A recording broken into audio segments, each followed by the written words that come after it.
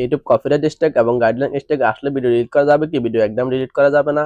আসসালামু আলাইকুম রাহমাতুল্লাহ। আশা করি আল্লাহর রহমতে সবাই ভালো আছেন। যাদের চ্যানেলে কপিরাইট স্ট্রাইক এসেছে বা গাইডলাইন স্ট্রাইক এসেছে তারা কি করেন? তারা ভিডিওটা ডিলিট করে দেন। এই ভুলটি কখনোই করা যাবে না। কিন্তু এই ভুলটি প্রত্যেক ইউটিউবার করে থাকে।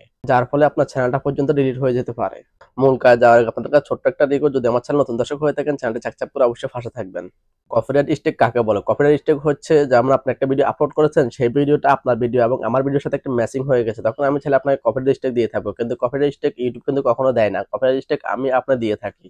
কোনো ইউটিউবার যদি আপনার চ্যানেলে কপিরাইট স্ট্রাইক দেয় তাহলে ইউটিউবের পক্ষ থেকে যে আপনাকে কপিরাইট দিয়েছে তার জিমেইলটা কিন্তু আপনার মোবাইলে পাঠিয়ে দিবে। পাঠিয়ে দেওয়ার সঙ্গে সঙ্গে আপনি তার সাথে যোগাযোগ করতে পারেন যে ভাই আপনার ভিডিওর সাথে আমার কোন ভিডিওটা ম্যাচিং হয়েছে এবং কোন ভিডিওটা কপিরাইট হয়েছে, আপনার সেই ভিডিওর লিঙ্কটা আমাকে দেন। সেই ভিডিওর লিঙ্ক থেকে আপনি খুঁজে বের করতে হবে আপনার কোন ভিডিওটার মধ্যে সমস্যা, এবং তারপর তাকে আপনার খুব খুব সুন্দরভাবে বুঝিয়ে বলতে পারেন যে ভাই আমার এই ভুলটা হয়েছে, আর ভুলটা হবে না, আপনি আমার কপিরাইটটা উঠে ফেলেন। তখন যে আপনার কপিরাইটটা সে যদি উঠে ফেলে তাহলে উঠে ফেলেছে, আর যদি না উঠে তাহলে আপনার কপিরাইটটা 90 দিন থাকবে। 90 দিন পর আপনার কপিরাইটটা অটোমেটিক ডিলিট হয়ে যাবে এবং কি আপনি সতর্কতাভাবে 90 দিন কাজ করতে হবে। আর 90 দিনের ভিতরে যদি আপনার চ্যানেলে আরো একটা কপিরাইট স্ট্রাইক চলে আসে তার জন্য আপনার চ্যানেলের অনেক ক্ষতি হতে পারে। এবং কমেডি গাইডলাইন স্ট্রাইকটা কেন আসে? কমেডি গাইডলাইনটা স্ট্রাইক আসার কারণ হচ্ছে আপনি যদি ইউটিউবের গাইডলাইন না মেনে চলেন তাহলে আপনার চ্যানেলে কমেডি গাইডলাইন স্ট্রাইকটা আসতে পারে। ইউটিউব কিন্তু আমাদেরকে প্রথমত কমেডি গাইডলাইন স্ট্রাইক কিন্তু দেয় না। প্রথমত আমাদের একটা ওয়ার্নিং দেওয়া হয়। ওয়ার্নিং দেওয়ার পরে যে ওয়ার্নিং এর মধ্যে আমরা সতর্ক হতে হবে যে আমাদের চ্যানেলটা খুব সতর্কতাভাবে চালাতে হবে, এবং যদি ফটাফট যদি আমাদেরকে একটা দুইটা তিনটা ওয়ার্নিং দিয়ে ফেলে তাহলে আমাদের চ্যানেলটা মনিটাইজেশন চলে যেতে পারে এবং কি চ্যানেলটা ডিলিট হয়ে যেতে পারে।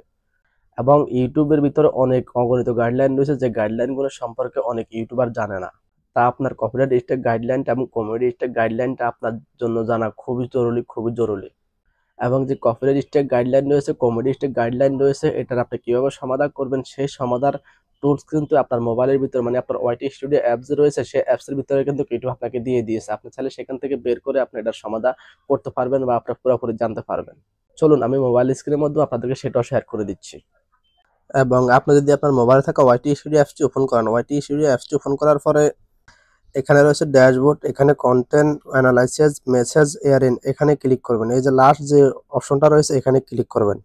তারপর একটু নিচের দিকে যাবেন। নিচের দিকে যাওয়ার পর এখানে যে দেখতে পাচ্ছেন কপিরাইট ম্যাচ টুল, এখানে এই টুলে ক্লিক করবেন। এখানে ক্লিক করার সঙ্গে সঙ্গে আপনাদের মাঝে পুরো কপিরাইট যে টুলটা এখানে ওপেন হয়ে যাবে। দেখতে পাচ্ছেন আমার এখানে পুরো কপিরাইট স্ট্রাইকটি মানে কপিরাইট টুলটি ওপেন হয়ে গেছে। এবং আপনি যদি ইংলিশ বুঝে থাকেন তাহলে এগুলো আপনি ভালো করে পড়লে বুঝতে পারবেন, আর ইংলিশ যদি না বুঝে থাকেন তাহলে আপনি আপনার পছন্দের ভাষাটা সিলেক্ট করে নিতে পারবেন।